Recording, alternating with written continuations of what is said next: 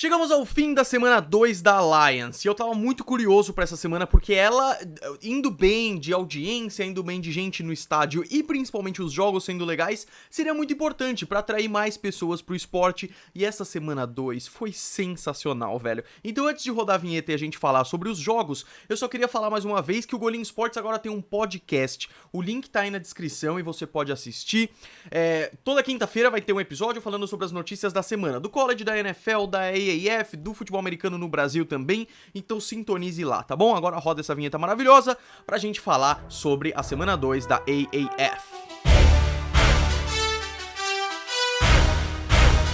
Sejam muito bem-vindos ao Golim Sports. É o seguinte, a AAF mostrou que tem muitos motivos pra ser notada, por que ela é divertida, por que mesmo que você... eu gosto só da NFL, eu gosto dos times, dá uma chance, porque tudo aquilo que a gente procura na AAF, a gente encontra... Na NFL, a gente encontra na AAF. Os jogos de sábado foram decididos por 3 pontos em um e 2 pontos no outro, 5 pontos somados de diferença de placar.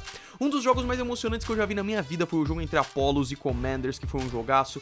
Teve passe de costas no jogo do San Diego Fleet, lesões, inclusive uma lesão bem grave que a gente vai falar também. Mas a primeira coisa é algumas questões em que a gente não fala na NFL, porque a NFL já é uma liga feita e pronta há 100 anos, na verdade, mas há menos tempo, eu não vou entrar nesses detalhes. É que a questão é a seguinte, a gente sabia que ia ter transmissões, esse final de semana tiveram transmissões, todas elas no aaf.com, então se você quer assistir sem erro, aaf.com, é a transmissão oficial. Eu acho importante assistir nesse site porque mostra a audiência. Só tem um problema, a transmissão que eles fazem no site é péssima, não tem elementos gráficos, tipo placar, tipo coisa básica, se tivesse só o placar e qual é a descida, já seria maravilhoso, e o cronômetro, precisa ter isso pelo menos num jogo de futebol americano.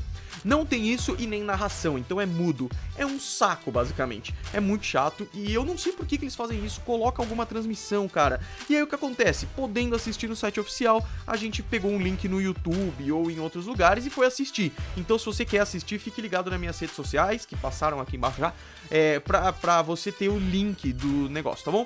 E aí sobre público, eu falo daqui a pouco.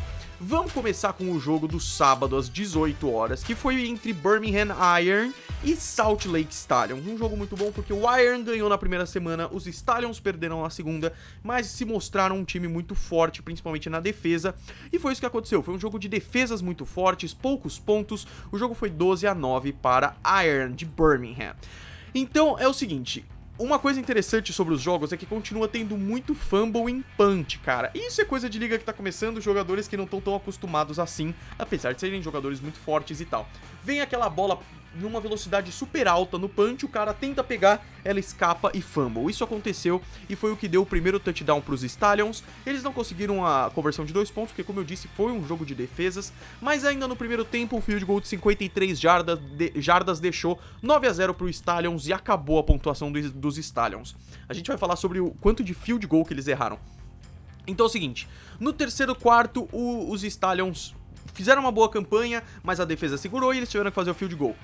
E aí o que acontece? Esse nem foi erro do kicker, o snap deu cagada, e aí o cara que segura, o placeholder, o cara que segura a bola assim, ele teve que pegar e tentar um fake field goal, inclusive mandando um passe, quase deu certo, mas não deu certo, 3 pontos a menos aí. Aí o Birmingham perdeu a bola de novo por fumble, e aí, em uma campanha boa, a defesa dos Stallions também é forte, e aí os Stallions erraram o field goal de 50 jardas, já foram 6 pontos perdidos aí. E aí, um punch do Birmingham, a defesa tirou a bola na marra do retornador dos Stallions, e foi lindo, porque o cara dos Stallions tava com a bola querendo correr. Velho, o cara do Birmingham tirou assim, e a bola saiu mesmo, eles recuperaram a bola e fizeram o touchdown, e aí o Iron entrou no jogo aí com um touchdown de Special Teams. Aí o Birmingham tem 2 jogadores muito bons, o quarterback que é o Pérez e o running back que é o Richardson. Fizeram uma campanha maravilhosa, fizeram mais um touchdown, viraram 12-9, que foi o placar final. Os Stallions ainda tentaram um field goal, mas erraram de novo, 9 pontos perdidos por field goal. e foi a segunda vitória seguida do Iron, foi a segunda derrota seguida dos Stallions. Também no sábado teve um jogo muito interessante entre Arizona Hotshots e Memphis Express. Na maioria dos Power Rankings, sempre que a gente classificava os times, os Hotshots eram provavelmente o melhor e o Memphis Express provavelmente o pior. Esse jogo mostrou que todo time na AAF tem um potencial muito grande. Primeiro de tudo, eu preciso falar sobre essa questão de transmissão. Na transmissão para TV, que é a que eu tava vendo por link, eles tendem a testar uma câmera do lado que me deixa puto da vida. Não é aquela câmera de cima que mostra a movimentação dos receivers. É uma câmera bem próxima que fica fazendo assim, ó. Não dá pra ver nada do que tá acontecendo, é horrível. Larga essa câmera, Lions, pelo amor de Deus. É o seguinte, os Hotshots erraram muito, cara. Eles cometeram bastante erro, sofreram fumble, interceptação 2 vezes. A defesa deles é muito boa. Então, o Memphis Express conseguia avançar, conseguiram pontuar, mas talvez menos do que poderiam por causa da forte defesa dos Hotshots. Mesmo assim, o Express aproveitou e abriu 18-0 no Arizona Hotshots. Aí teve o Walford, o quarterback do Hotshot, sendo sacado, a defesa dos Express ganhando força, mas os Hotshots acordaram, e aí a gente já viu isso milhões de vezes na NFL, de quando um time tá ganhando até uma parte do jogo e o momentum vira, e o outro time começa as coisas a dar certo, converteram quarta descida, aconteceu aquilo que a gente já viu várias vezes, os Express começaram a errar, os Hotshots conseguiram fazer touchdowns, e aí eu queria dar um foco muito grande aqui pro Hackenberg, cara, o quarterback dos Express, ele tá se tornando o melhor scrambler da liga. Scrambler é um quarterback que sai do pocket, é um cara que sai bastante. Um exemplo disso é o Cam Newton, por exemplo. O Hackenberg é muito bom nisso, inclusive fazendo touchdown, eu achei maravilhoso. E além disso, um cara do Hotshots, o camisa 30, o Stockton, foi vital na vitória. O cara corre que nem um maluco, e aí os Hotshots viraram 20-18 e ganharam a segunda seguida. O Express perdeu a segunda seguida, mas eu acho que os Express sobem no ranking aí, principalmente numa defesa bem forte e num quarterback que tem um potencial gigantesco. Vamos aguardar cenas dos próximos episódios.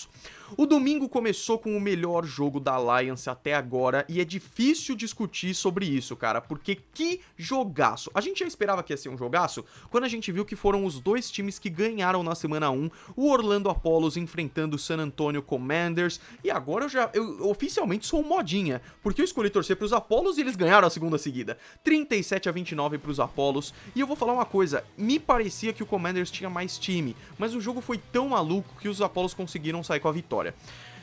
Seja em placar, seja em jogadas interessantes, seja na emoção do jogo, o jogo foi um dos melhores até agora. Tinha 2.000 pessoas a mais no estádio do que no jogo passado, ou seja, tinha cerca de 30.000 pessoas, um pouquinho menos, o que é muito legal. Isso é mais do que os Chargers tiveram em casa jogando no StubHub Center, ou seja, público não é problema para Alliance, mesmo parecendo vazio. Teve um cara dos Commanders, o DeMarcus Ayers, número 14, que fez uma recepção com uma mão maravilhosa, velho. E eu não tô nem aí se a NFL acabar burlando o meu vídeo aqui, eu vou mostrar o trecho pra vocês e não tem problema nenhum. E aí o que acontece? O San Antonio Commanders abriu 12-0, os Apollos acordaram, encostaram e viraram o jogo. E aí um cara dos Apollos, que é o Charles Johnson, o cara é maravilhoso, voou. Os Commanders fizeram mais um field goal e o jogo acabou indo pro intervalo 18-17 para os Commanders, já tava um jogo da hora. Antes do intervalo, porém, teve uma lesão bem grave do defensive end Ryan Davis, número 95. Ele teve uma colisão com o próprio amigo dele do Apollos. Eu não vou pôr aqui no vídeo, se vocês quiserem, coloquem aí Ryan Davis pra ver a lesão. E foi uma lesão no pescoço, então ele não tava conseguindo se mexer, foi assustador, velho. E aí, teve maca, teve carrinho, os jogadores dos Apollos se reuniram pra rezar, assim, depois ele saiu aplaudido, o pessoal foi lá cumprimentar ele e tudo mais. Ele já agradeceu o pessoal no Twitter, dizendo que tá em recuperação, não temos maiores informações, mas é torcer pela recuperação dele, e eu aviso qualquer novidade aqui, mas... Puta, é um baque muito grande, cara, pra segunda semana de uma liga nova, foi preocupante, assim. Voltando pro jogo, com o fumble retornado para touchdown, os Commanders abriram 29-17 nos Apollos, e o jogo ficou cada vez mais emocionante com interceptação, passes longos, mas passes muito longos. Faltando metade do segundo quarto, último quarto, os Apollos empataram 29-29 e com uma pick six, interceptação retornada para touchdown, viraram e acertaram a conversão, matando o jogo 37-29. A defesa dos Apollos ainda conseguiu impedir uma quarta para gol em que eles poderiam ter empatado o jogo. Assim, os Apollos ganharam com um ataque forte e uma defesa forte também. Que jogaço foi esse, meus amigos? Outro jogo que não ficou devendo foi entre San Diego Fleet e Atlanta Legends. Dois times que tinham perdido na semana passada, o San Diego veio com uma força muito grande, era um dos times fortes também, só que acabou perdendo na semana passada, e os Legends também perderam para os Apollos. Acontece que o San Diego ganhou de 24-12, mas não foi fácil assim não. O jogo foi bem parelho durante boa parte, defesas fortes também, foi um jogo de defesas pra caramba também, e começou ótimo pros Legends porque eles fizeram um field goal, uma interceptação, além de um passe longo dando certo e um touchdown. Então os Legends já abriram ponto, e isso foi muito bacana, e é um elemento muito legal da AAF que os jogadores são obrigados a fazer a conversão. Isso dá placares muito mais elásticos, porque eles fazem 6 pontos, mas não tem garantia nenhuma de que vão fazer 8, o que significa que não é aquele negócio de 7, 14, 21, isso é muito legal. A defesa do Fleet começou a impedir o avanço dos Legends, isso foi muito importante. O Fleet fez uma boa campanha que terminou com field goal de 46 jardas, teve uma interceptação na campanha seguinte, mais um field goal pro San Diego Fleet, eles começaram a chegar lá, e aí o quarterback do Fleet faz uma coisa que nem Patrick Mahomes fez na vida, que foi um passe de costas que deu certo.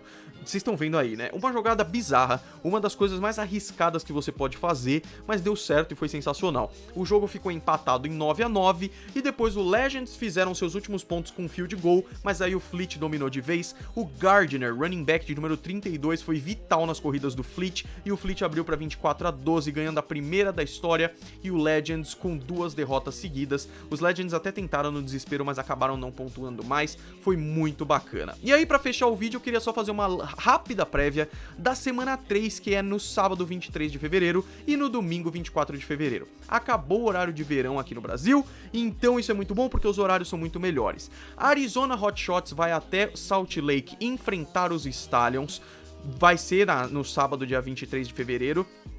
Às 5 horas da tarde, horário de Brasília. Memphis Express vai até Orlando. Esse jogo tem tudo pra ser bem bacana também, dois times que eu acho bem bacanas.